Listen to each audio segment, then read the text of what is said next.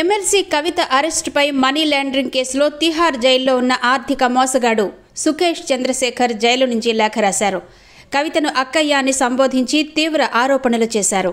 Liquor కేసులో నిజం రుజువైందన్న సుకేష్ చంద్రశేఖర్ బూటకపు కేసులని రాజకీయ ప్రతీకారమని, ఇన్నాళ్లు కవిత చేసిన వాదన అసంబద్ధమని తేలిందన్నారు. సింగపూర్, హాంకాంగ్, జర్మనీలో మీ పార్టీ వేల కోట్లు దాచిందని ఆరోపించారు. నెయ్యి డబ్బాలంటూ మీరు చెప్పిన కథలపై దర్యాప్తు జరుగుతోందని లేఖలో రాసుకొచ్చారు.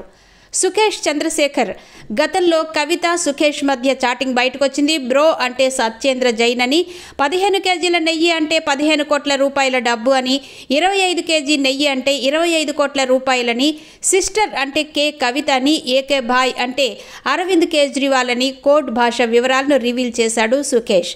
నిజానికి సుకేష్ చంద్రశేఖర్ కవితకి లేఖ రాయడం ఇదేమీ తొలిసారి కాదు. గతంలో ఇలానే ఓ లేఖ రాస్తే తనకెలాంటి పరిచయం లేదని కవిత స్పష్టంగా అప్పట్లో కొట్టిపారేశారు. నకిలీ చాట్లతో తనపై కావాలనే దుష్ప్రచారం చేస్తున్నారన్నారు. కేసీఆర్ ను నేరుగా ఎదుర్కొనే ధైర్యం లేకనే తనపై ఇలా దాడికి పాల్పడుతున్నారని మండిపడ్డారు.